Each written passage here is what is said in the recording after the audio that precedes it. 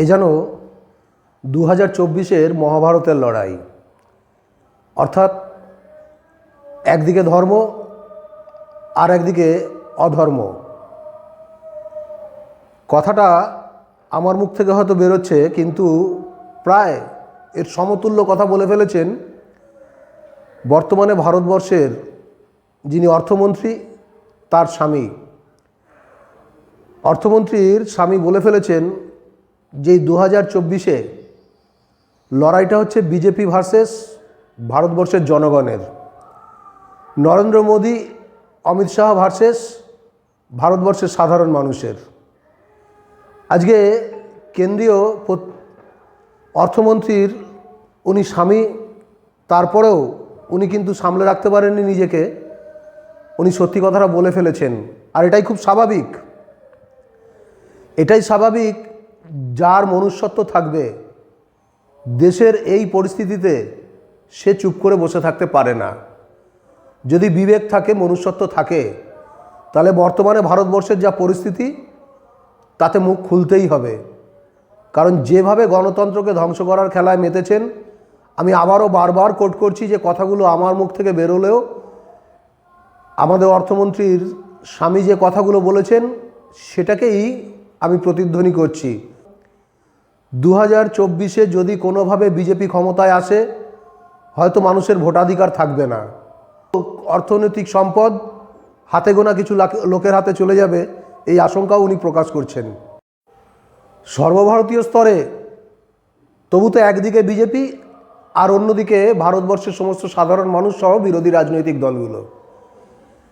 কিন্তু এই বাংলায় পরিস্থিতিটা এরকম তৈরি করে দেওয়া হয়েছে, সেই মহাভারতের যুদ্ধে যেমন অভিমন্যু চক্রব্যূহের মধ্যে ঢুকে পড়েছিল, একটা চক্রব্যূহ তৈরি করে অভিমন্যুকে হত্যা করা হয়েছিল। আজকে বাংলায় মমতা বন্দ্যোপাধ্যায় তথা তৃণমূল কংগ্রেসের বিরুদ্ধে সেরকম একটা চক্রব্যূহ যেন তৈরি করা হয়েছে। কিন্তু এক্ষেত্রে মনে করিয়ে দিতে চাই যারা এই চক্রব্যূহ তৈরি করেছেন, যে মহাভারতে অভিমন্যু তিনি চক্রব্যূহতে ঢুকতে জানতেন কিন্তু বেরোতে জানতেন না।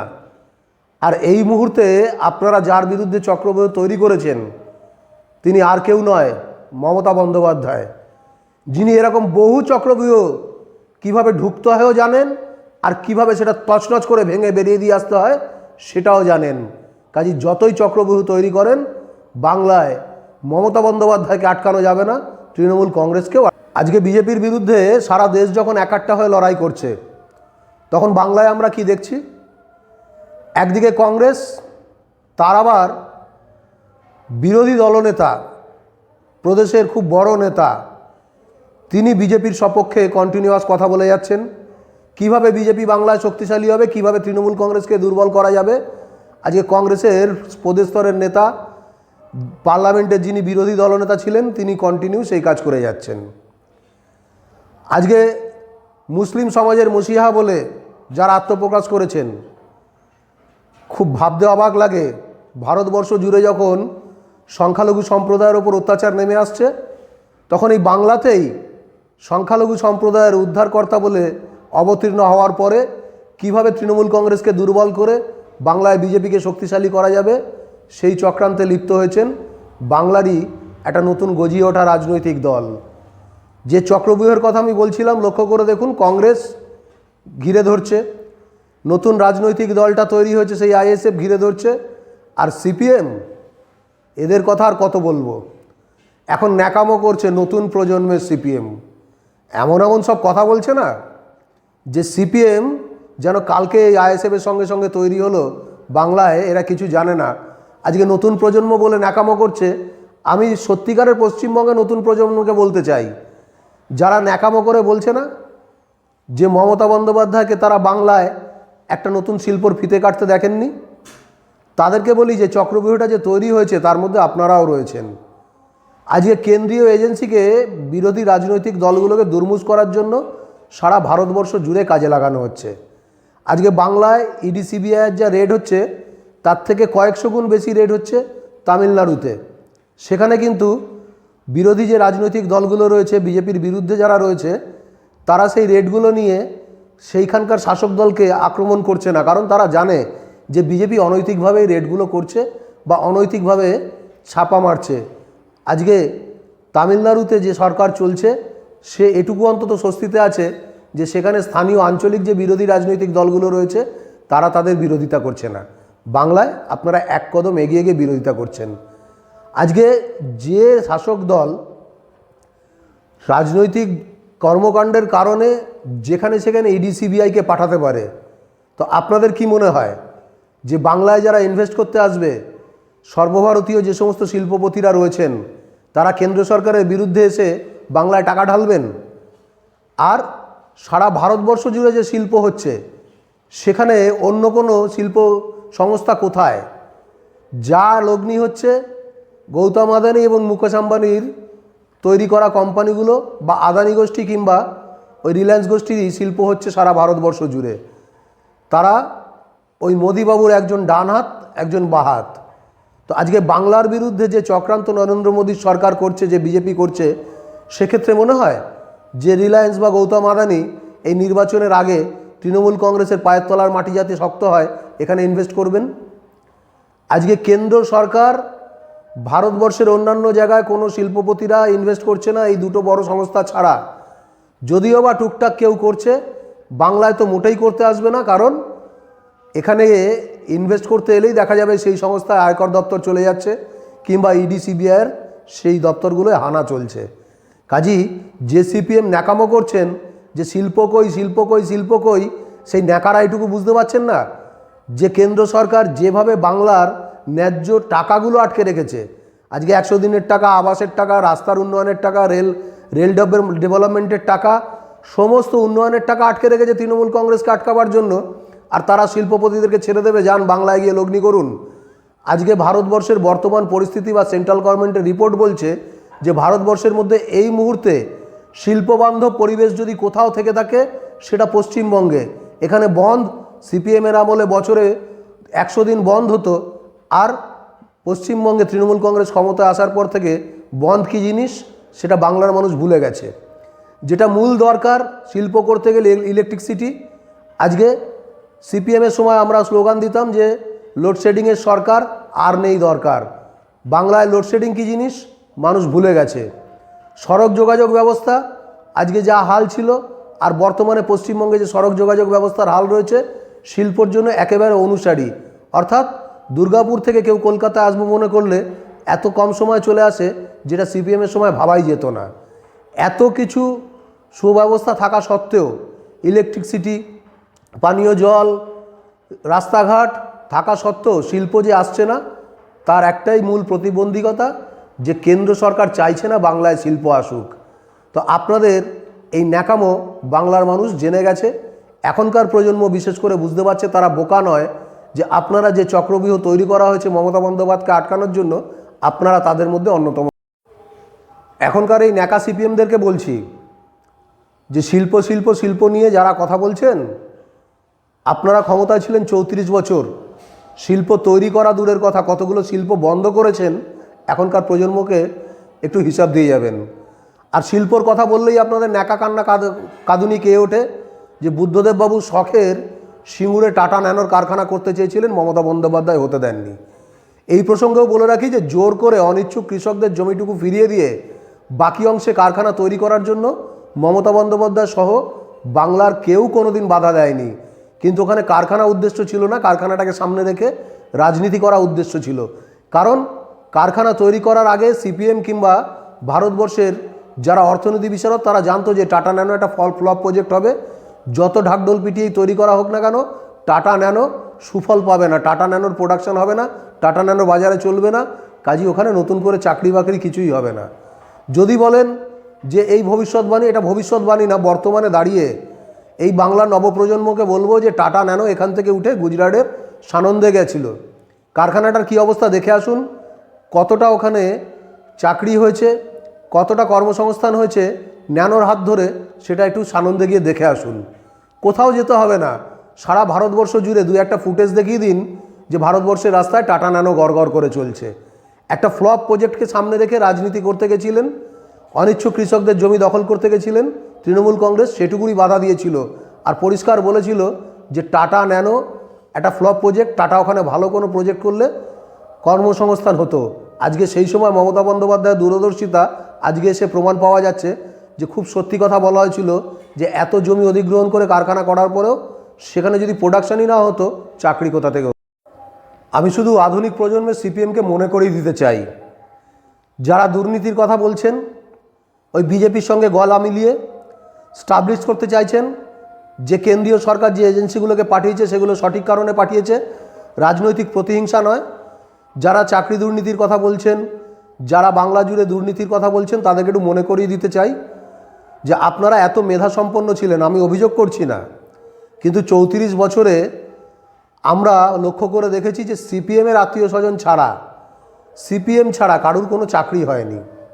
না, আপনাদের বিরুদ্ধে দুর্নীতির অভিযোগ করছি না যে দুর্নীতি করে চাকরি দিয়েছেন, শুধু এটুকু সার্টিফিকেট দিচ্ছি আপনাদেরকে যে সিপিএমের ঘরে জন্মালেই সে এক্সট্রা মেধা নিয়ে জন্মাতো, অর্থাৎ পরীক্ষায় বসলে বাংলার সাধারণ ছেলে মেয়েদের কোনোভাবেই চাকরি জুটতো না।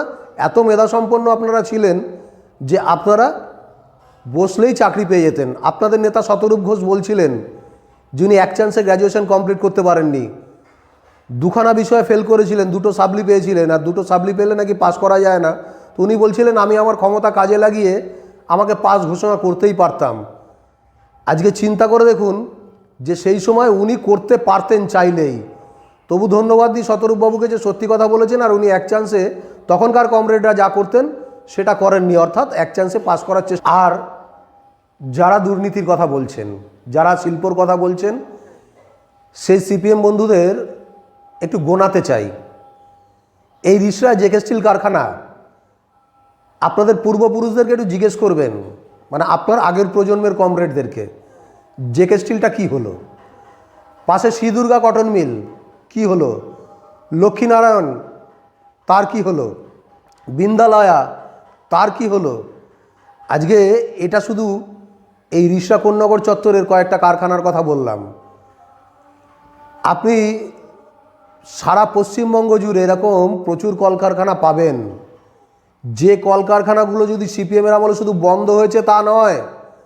রিসরা জেকে স্টিল কারখানা মিউনিসিপ্যালিটির থেকে মিউনিসিপ্যালিটির ছাতে উঠলে কারখানা দেখা যেত। রিসরা থানায় দাঁড়ালে সেখান থেকে জোরে চিৎকার করে ডাক দিলে জেকে স্টিল গেটে দাঁড়িয়ে থাকা দারোয়ান শুনতে পারতেন। সেই জেকে স্টিল কারখানা শুধু বন্ধ হয়ে যায়নি, কারখানার ইট বালি সিমেন্ট পাথর মানে গাঁথনি যা ছিল সেগুলো লুট হয়ে যাওয়ার পরেও, মেশিনপত্র সমস্ত কিছু লুট হয়ে যাওয়ার পরেও জেকে স্টিল কারখানার মাটি কেটে পুকুর করে দেওয়া হয়েছে, অর্থাৎ কারখানার মাটিটুকুও চুরি করে বিক্রি করে দেওয়া হয়েছে। আজকে যে সিপিএম স্লোগান দিচ্ছে চোর ধরো জেল ভরো, সেই সিপিএমের থেকে বড় চোর পশ্চিমবঙ্গে নেই। বিশেষ করে রিসরা কোন্নগরের মানুষ জানেন যে এরা মানুষের স্বপ্ন চুরি করেছে, মানুষের চাকরি চুরি করেছে, মানুষের সুযোগ সুবিধা চুরি করেছে, রাস্তাঘাটের ইটকাট বালি পাথর সমস্ত কিছু খেয়েছে, উন্নয়ন করেনি। বন্ধ কারখানাগুলোকে বন্ধ করে দেওয়ার পরে সেগুলোকে পর্যন্ত লুট করে খেয়েছে। আজকে যে কথা বললাম, যে কটা বললাম, প্রত্যেক কটা কারখানা এইভাবে লুট হয়েছে, তার মাটি সমেত কেটে বিক্রি করে দেওয়া হয়েছে। এই যে ন্যাকা ন্যাকা কথা যে কমরেডরা বলছেন না, আর এখন যিনি শ্রীরামপুর লোকসভায় দাঁড়িয়েছেন নতুন প্রজন্মের কথা বলছেন, নতুন স্বপ্নের কথা বলছেন, এই নতুন প্রজন্মের কমরেড, আপনি যে কমরেডদেরকে নিয়ে ভোট চাইতে যাচ্ছেন তারা আকণ্ঠ দুর্নীতিতে ডুবেছিল। এই কারখানা চুরির টাকার ভাগ তাদের সকলের কাছে যেত, এটা ওপেন সিক্রেট। আজকে চোখের সামনে কারখানা লুট হচ্ছে, বলবেন আমরা সৎ। আপনার পৌরসভা, আপনার থানা, আপনার এত নেতা, পাড়ায় একটা রেশন কার্ড করতে গেলে সিপিএম নেতা ছাড়া রেশন কার্ড হতো না, আর পরপর কারখানাগুলো লুট হয়ে গেল। আপনাদের নেতারা নেশা করে ঘুমাচ্ছিল নাকি? নেশা করে ঘুমাতো তখন, যে একেবারে ঘুমাতো আর কুম্ভকর্ণের মতো 6 মাস পরে ঘুম ভাঙতো, ততক্ষণে এক একটা কারখানা লুট, তার ইট কাঠ পাথর বালি এমনকি মাটি সমেত বিক্রি হয়ে যেত, তারা টের পেত না। ন্যাকামোর জায়গা চোরের মায়ের বড় গলা নিয়ে এসে লোককে ভুল বোঝাতে চাইছেন। এত তাড়াতাড়ি কিন্তু প্রজন্ম পাল্টে যায়নি যে ন্যাকামো কথা বলবেন আর এখনকার প্রজন্মরা বিশ্বাস করে নেবে। কারণ এখনকার প্রজন্মের কাকা বাবা দাদা তারা সবাই আপনাদের বঞ্চনার শিকার, আপনাদের অত্যাচারের শিকার। এই শূন্য সিপিএমকে নিয়ে বেশি কথা বলতে ভালো লাগে না, কিন্তু তবু বলতে বাধ্য হচ্ছি। এই কারণে ওই যে বললাম, বারবার ন্যাকা ন্যাকা কথা বলছেন এখনকার প্রজন্ম সিপিএম। আরে জিজ্ঞেস করুন না এখনকার প্রজন্ম সিপিএমকে যে এই বালি থেকে আরম্ভ করে ব্যান্ডেল অবধি কী পরিস্থিতি ছিল।